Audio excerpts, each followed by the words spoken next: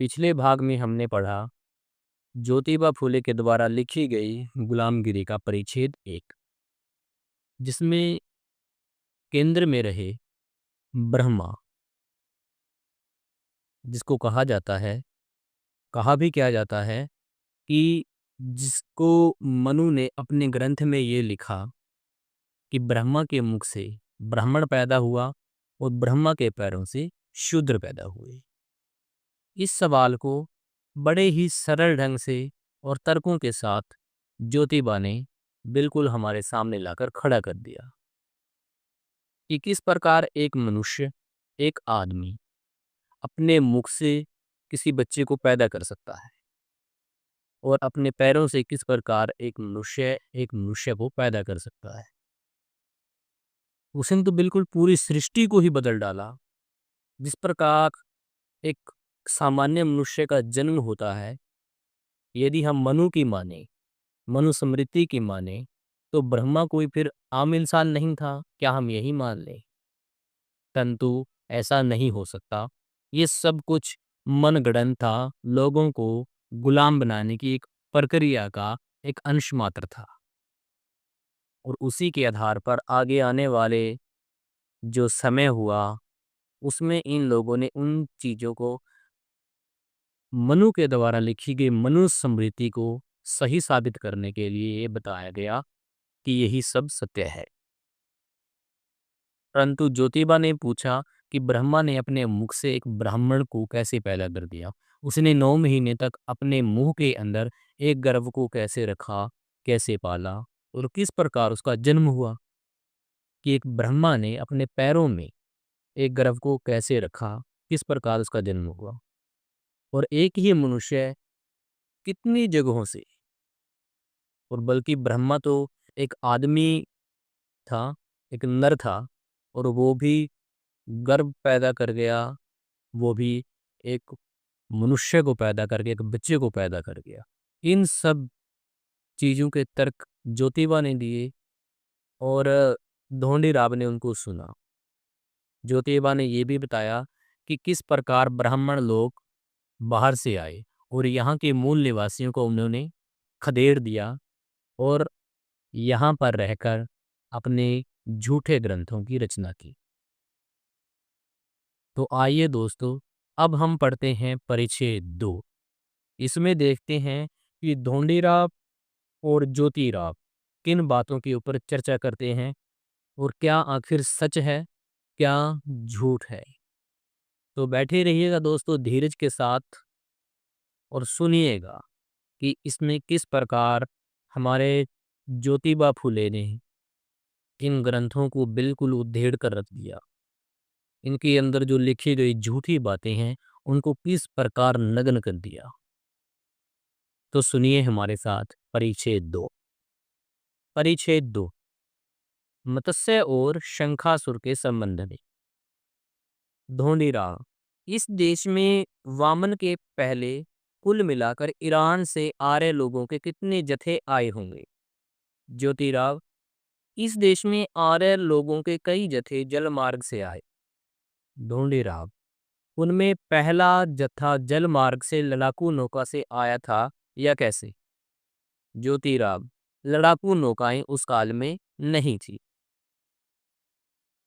इसलिए वे जत्थे छोटी छोटी नौकाओं पर आए थे और वह नौकाएं मछलियों की तरह तेजी से पानी के ऊपर से चलती थी, इसलिए उस जत्थे के अधिकारी का उपनाम मत्स्य हो गया होगा। ढूंढीराव, फिर ब्राह्मण इतिहासकारों ने भागवत आदि ग्रंथों में इस तरह लिखा है कि इस जत्थे का मुखिया मत्स्य से पैदा हुआ था, इसका क्या मतलब होगा? ज्योतिराव, उसके बारे में तू ही सोच कि मनुष्य और मछली के इंद्रियों में, आहार में, निद्रा में, मैथुन में और पैदा होने की प्रक्रिया में कितना अंतर है। उसी प्रकार उनके मस्तिष्क में, मेधा में, कलेजे में, फेफड़े में, अंतड़ियों में, गर्भ पालने पोसने की जगह में और प्रस्तुति होने के मार्ग में कितना चमत्कारिक अंतर है। मनुष्य जमीन पर रहकर अपनी जिंदगी बसर करने वाला प्राणी है, वह जरा सी असावधानी से पानी में गिरने पर तैरना न आए तो डूबकर मर जाता है, किंतु मछली हमेशा ही पानी में रहती है। लेकिन मछली को पानी से बाहर निकालकर जमीन पर रखते ही तेल मिलाकर मर जाती है। नारी स्वाभाविक रूप में एक समय एक ही बच्चे को जन्म देती है, लेकिन मछली सबसे पहले कई अंडे देती है। उसके कुछ दिनों के बाद अंडों को फोड़कर उसमें से अपने सभी बच्चों को बाहर निकालती है। अब जिस अंडे में यह मत्स्य बालक था, उसको उसने पानी से बाहर निकालकर जमीन पर फोड़ा होगा और उस अंडे से उसने इस मत्स्य बालक को बाहर निकाला होगा। यदि ऐसा कहा जाए तो उस मछली की जान पानी से बाहर जमीन पर कैसे बची होगी? शायद उसने पानी में ही उस अंडे को फोड़कर उस मत्स्य बालक को बाहर निकाला होगा। यदि यही कहा जाए तो उस मत्स्य मानव जैसे बालक की जान पानी में कैसे बची होगी? कोई आदमी इस तरह का संदेह उठा सकता है कि मनुष्यों में से किसी मंजे हुए गोताखोर ने पानी के अंदर गहरी डुबकी लगाकर मत्स्य बालक जिस अंडे में था, उस अंडे को पहचान कर वह उसको जमीन पर लाया होगा। खैर, यह भी सच मान लीजिए। लेकिन बाद में किस चतुर मर्द ने मछली के उस अंडे को फोड़कर उसमें से मत्स्य बालक को बाहर निकाला होगा? क्योंकि यूरोप और अमेरिकी देशों में काफ़ी विकास हुआ है और बड़े-बड़े ख्याति प्राप्त विद्वान चिकित्सा शास्त्र में तज्ञ हुए हैं, फिर भी उनमें से किसी एक ने अपनी छाती पर हाथ रखकर यह दावा नहीं किया है कि मैं मछली के अंडे को फोड़ करके उसमें से बच्चे को जिंदा बाहर निकाल देता हूँ। खैर, वह अंडा पानी में है।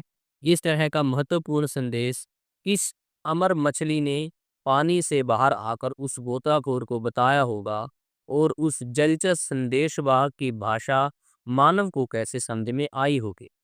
इस प्रकार की एक से अधिक शंकाओं का सही समाधान इतिहास के उन लेखों से होना बिल्कुल असंभव है। इसलिए उसके बारे में यह अनुमान प्रमाणित होता है कि बाद में कुछ मूर्ख लोगों ने मौका मिलते ही अपने प्राचीन ग्रंथों में इस तरह की काल्पनिक कथाओं को घुसेड़ दिया होगा। धोंडी राग। अच्छा, फिर सवाल यह आता है कि उस जत्थे का नायक अपने लोगों के साथ किस जगह पर आकर रुका होगा? ज्योतिराग। पश्चिम के समंदर को पार करते हुए वह एक बंदरगाह पर उतरा। धोंडीराग। उस बंदरगाह पर उतरने के बाद उसने क्या किया? ज्योतिराग। उसने शंखासुर नाम के क्षेत्रपति को जान से मार डाला और उसके राज्य को छीन लिया। बाद में शंखासुर का वह राज्य बिना खतरे के मत्स्य के मरते समय तक आर्य लोगों के अधिकार में रहा। मत्स्य के मरते ही शंखासुर के लोगों ने अपना राज्य वापस लेने के उद्देश्य से इस मत्स्य के कबीले पर बड़ा ही खतरनाक करारा हमला बोल दिया। ढूंढीराव। बाद में इस करारे खतरनाक हमले का क्या परिणाम हुआ? ज्योतिराव। उस करारे हमले में मत्स्य के कबीले की करारी हार हुई, इसलिए उसने युद्ध भूमि से ही भाग जाना बेहतर समझा और भाग निकला। बाद में शंखासुर के लोगों का उसका पीछा करने की वजह से वह अंत में किसी पहाड़ी पर जाकर घने जंगल में छिप गया। उसी समय ईरान से आर्य लोगों का दूसरा एक बड़ा कबीला कछवे से बंदरगाह पर आ पहुंचा और वे कछवे मछवे से कुछ बड़े होने की वजह से पानी पर कछुए की तरह धीरे धीरे चल रहे थे। इसी की वजह से उस कबीले के मुखिया का उपनाम कठ हो गया। तो दोस्तों, परिच्छेद 2 जो कि मत्स्य और शंखासुर के संबंध में था, यहीं पर समाप्त होता है। हम आपसे वही गुजारिश फिर से कहेंगे कि आपको परिच्छेद 2 सुनकर कैसा लगा, क्या महसूस हुआ, किन चीज़ों का आपको पता चला, किन सच्चाइयों का आपको पता चला। हमारे कमेंट बॉक्स में आप अपनी बहुमूल्य राय को रखिए और इस वीडियो को आप शेयर ज़रूर कीजिए ताकि ज़्यादा से ज़्यादा लोग इसे सुन सकें और अपनी राय रख सकें और अपनी मानसिक गुलामियों को तोड़ सकें। और सबसे बड़ी बात, जो इतिहास में झूठ को लिखा गया, जो कि कुछ लोगों के द्वारा जो ग्रंथ लिखे गए, उसमें बिल्कुल झूठ लिख दिया गया। वो इसलिए लिख दिया गया क्योंकि उन लोगों ने अपने अधीन कुछ लोगों को करना था। तो इन सब झूठों का पर्दाफाश करने के लिए ज्योतिबा राव के द्वारा लिखी गई गुलामगिरी परिच्छेद 2 को आप शेयर कीजिए और हमारे चैनल को सब्सक्राइब कीजिए, जिससे कि आगे आने वाली हर वीडियो आपको समय-सर मिलती रहेगी। परिच्छेद 3 हम जल्द लेकर आ रहे हैं। तब तक आप परिच्छेद 2 को सुनिए और इस पर विचार-विमर्श कीजिए।